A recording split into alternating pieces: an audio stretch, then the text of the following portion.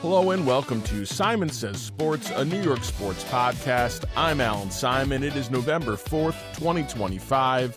A whole lot to get to in the world of New York sports. The Knicks are going through the growing pains of a new regime. The Devils are one of the best teams in hockey. The Rangers can't score, but they're still somehow above 500, along with the Islanders above 500. And the two football teams are very bad. But let's start in the world of baseball.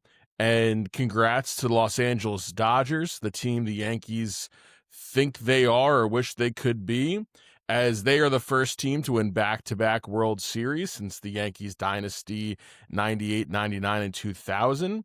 And the Dodgers did it in dramatic fashion, one of the great World Series you'll ever watch, as they take out the Toronto Blue Jays in Toronto. You have to feel for Blue Jays fans as much as I did not want them to win. You have to feel for Don Mattingly, as he once again is unable to win a championship as a coach on the Blue Jays. It was particularly cruel to see that after that dramatic extra inning Game 7 loss, that Toronto fans can't take the train home because the city of Toronto did not extend train hours. Truly a worst case scenario situation for a really great fan base. And, most of Canada was watching and hoping that they would have their first championship in a very long time. But the Dodgers did it their own way. They did it with their superstars on the mound, and then they did it, of course, with Miguel Rojas, one of the most unlikely World Series heroes you'll ever see. But the interesting thing about that Game 7, there's a lot of interesting parts. Obviously, former Yankee Isaiah Kiner-Falefa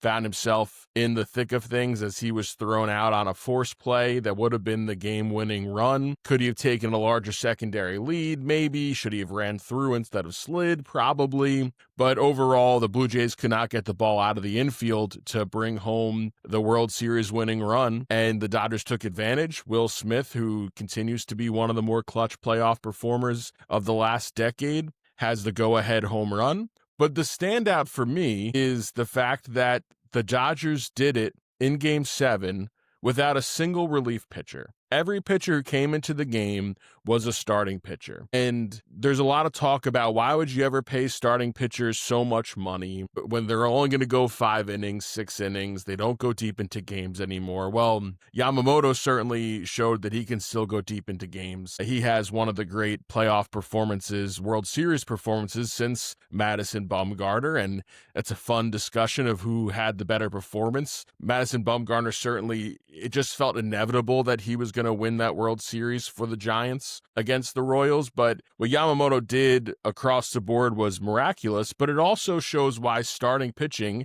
and having your best pitchers being able to go multiple innings is really important. Because if that's a game where you have to bring in 7 relievers, every time you bring in a new guy, the likelihood that they just don't have it that day goes up. But instead, you have Glasnow and Kershaw and all these different guys who can give you innings. Snell comes in and it looks great. Ohtani, after a quiet playoffs, really does his thing from the last game of the NLCS on. And the Dodgers are very deserving champions once again. And when you view this in the prism of the Yankees, today, by the way, the 16th anniversary of their last World Series championship in 2009 over the Phillies.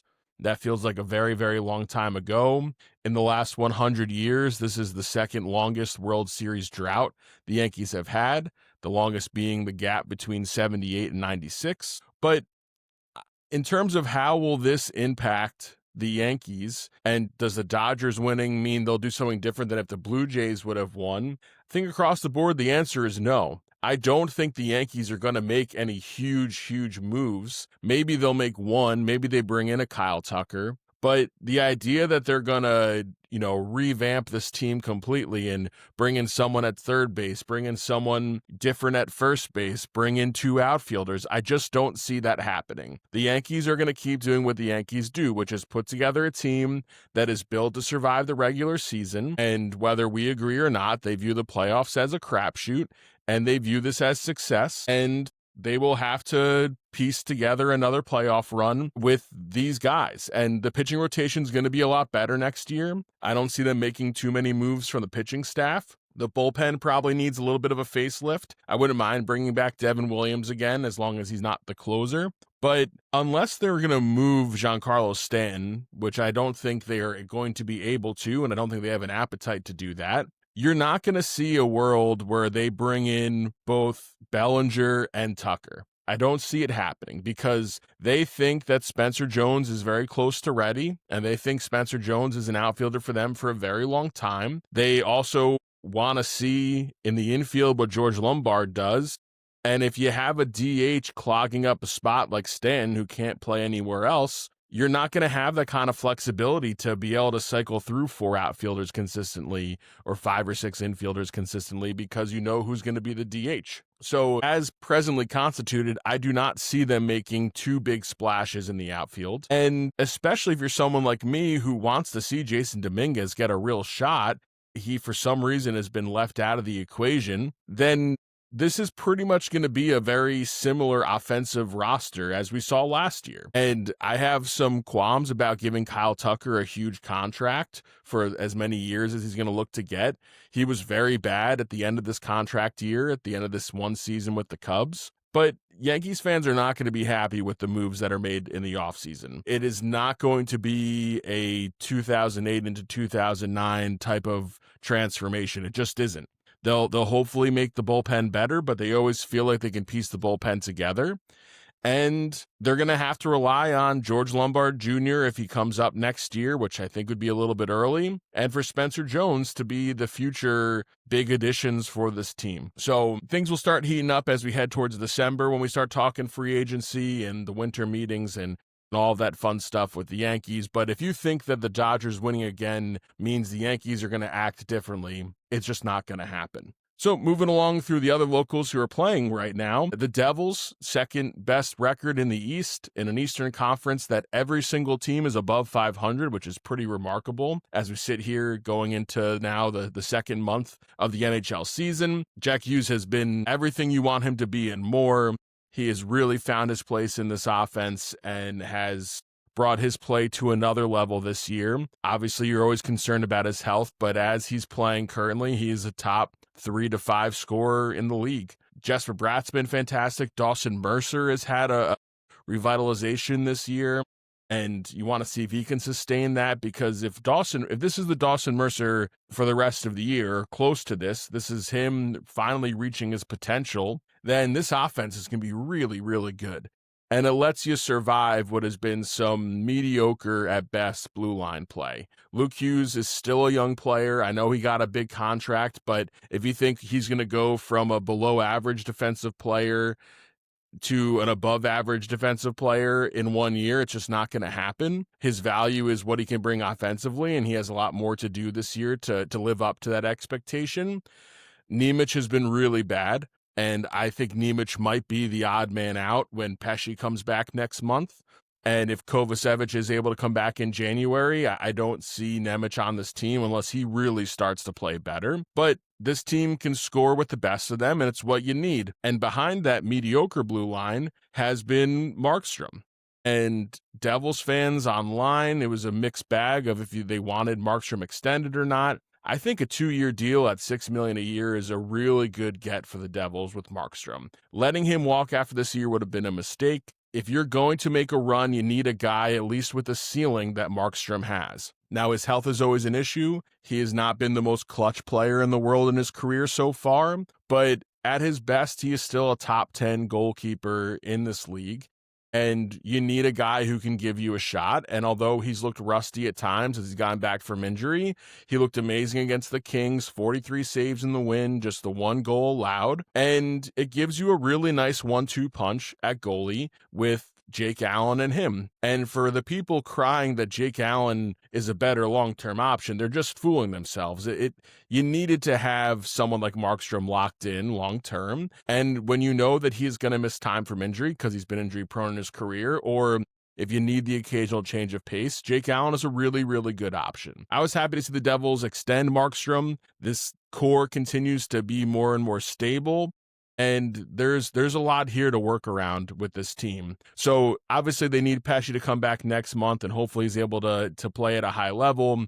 We'll see if Kovacevic after surgery is going to be able to come back in January or so. But you have to feel great with the Devils. The West Coast trip brought them back to reality. Their 8-game winning streak came to an end. They play some of the worst teams in hockey and don't look great, which is not what you want, but West Coast trips are always a challenge. All told, they're still at the top of the division, and they are set up for a long break. They played on Sunday. They won't play again until Thursday when they play the top of the division Canadians. And if you thought the Devils and Canadians would be the two teams at the top of the division, you could have won yourself a lot of money before this season. But a division leader battle for Thursday night to begin 3 games at the Rock. Then they have the Penguins and then the Islanders. So with every team in the East above 500, it means losing streaks are going to be painful, and it can really knock you out of contention as everyone is still really clumped together in what's been a very competitive conference so far to start the NHL. It's been a great start to the NHL season across the board. It's been a lot of good hockey, and the Devils currently sit in really good shape. Looking across the Hudson to the Rangers are somehow surviving being the worst scoring team in all of hockey. They, outside of Adam Fox, have no engine behind them. Taylor Radish should not be your leading goal scorer. Panarin, although he has a decent amount of assists, has not been putting the puck in the net. And overall, this offense looks terrible. But they've been playing the best defensive hockey so far this year. And you got to give Mike Sullivan a lot of credit for that. He is a guy who's come into situations in his career and stabilized them defensively and given a foundation of work rate that this team really needed. But if you can't score, you're not going to survive in this league. Igor has been phenomenal, and he's had to have been in order to keep this team afloat. So considering they have not won at home yet, and they have the fewest amount of goals in all of hockey, to see that you're still above 500 is a positive. You hope you can get better offensively. And if they can't, like we talked about last time, it's going to be, do you move on from Panarin as he becomes a free agent?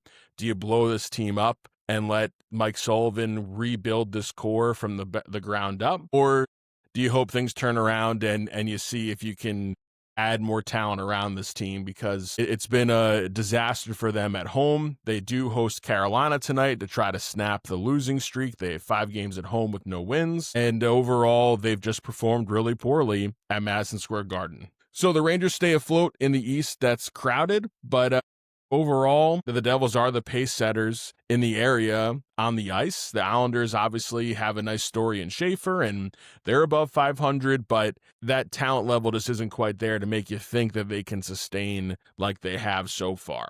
Now looking towards the hardwood, the Knicks Twitter is a sad, scary place. You would think that this is not a fan base that lived through the worst basketball across 20 years. And I think it's a credit to Thibodeau and to Brunson and even to Julius Randle and to the guys that made the Knicks a relevant team again, that this fan base is so skittish right now. And listen, I feel it too. You want to see this team perform well.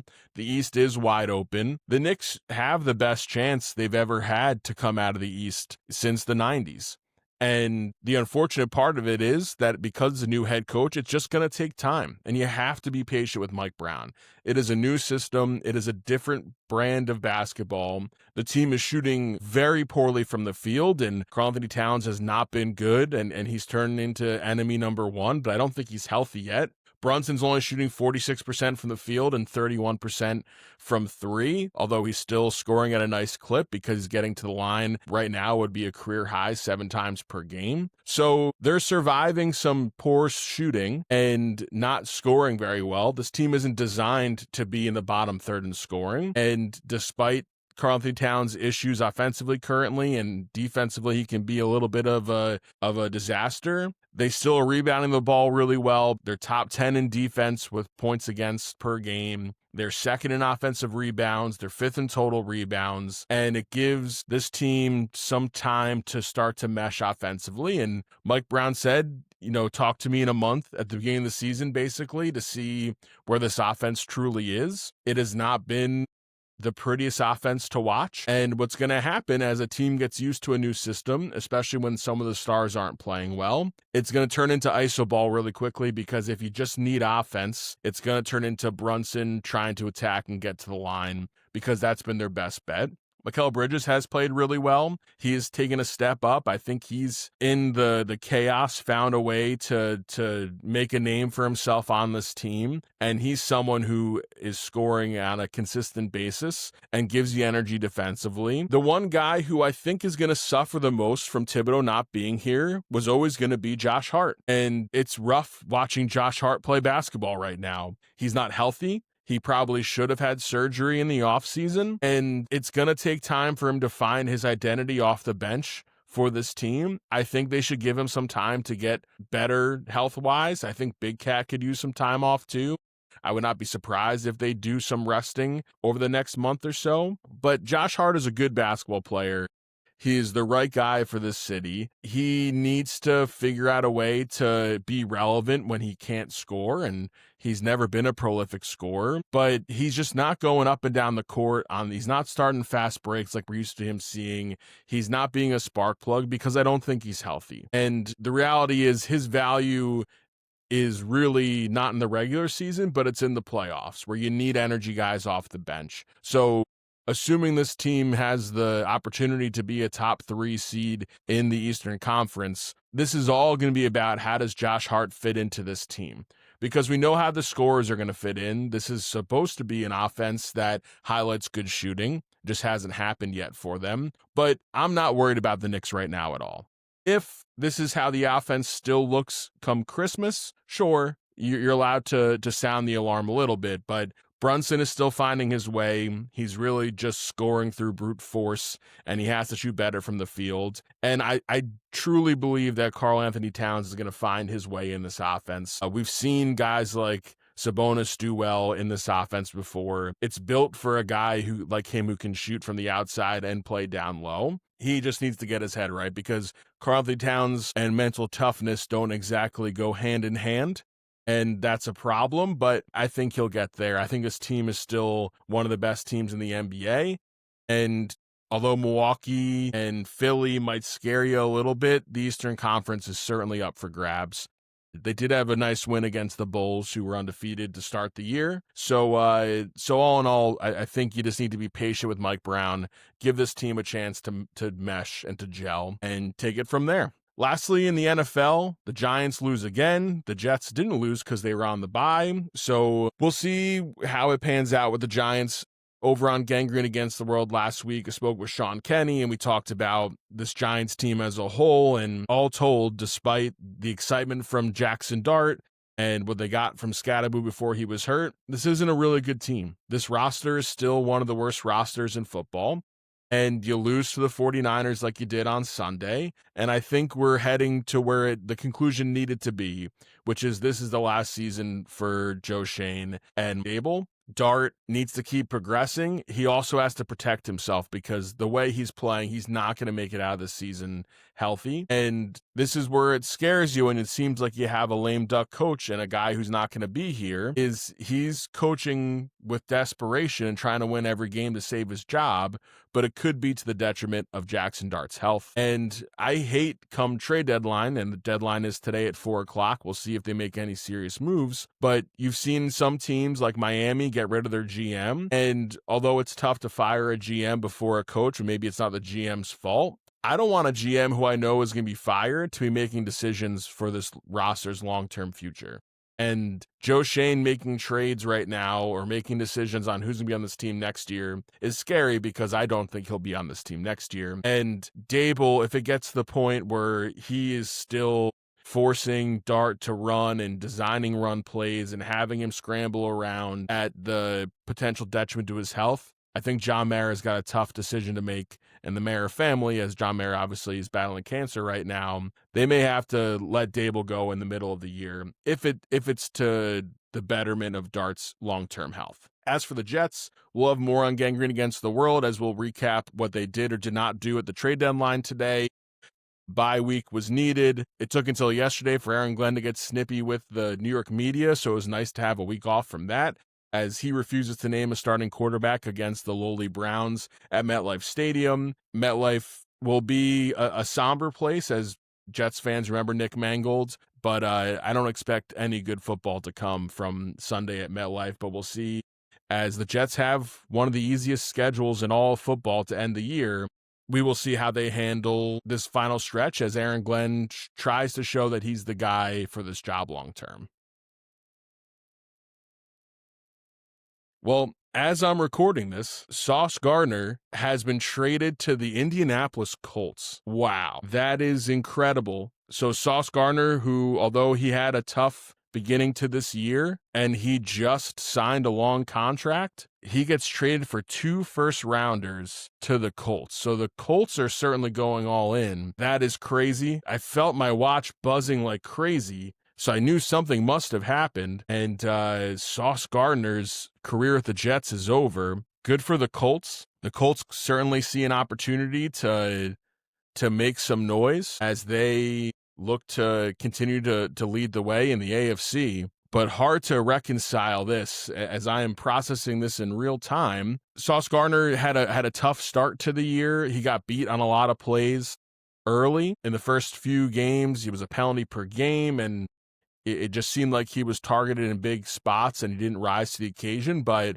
in terms of shutting down one part of the field, no one has been better this season than Sauce Gardner. The fewest pass catches allowed. It is a stunning move by the Jets to trade away a guy you just extended. So this is when we'll learn, was there bad blood between Sauce and this coaching staff? But that's incredible. 2 first-round picks for a defensive back, which is reminiscent to another first-round pick the Jets got 2 first-rounders for in Jamal Adams. But Sauce Gardner is a much better player than Jamal Adams. So that's crazy breaking news. As we end things here on Simon Says Sports, give a listen to Gangrene Against the World. I'll record that later on tonight, and that'll be out tomorrow. But the Jets with the biggest move, the deadline for now, and I can't think of a bigger move the Jets have ever made at a trade deadline than trading away their star defensive player who they just signed to a $120 million extension. Wow. Well, this has been Simon Says Sports, a New York sports podcast, November 4th, 2025. Thank you so much for listening, and we will talk to you real soon.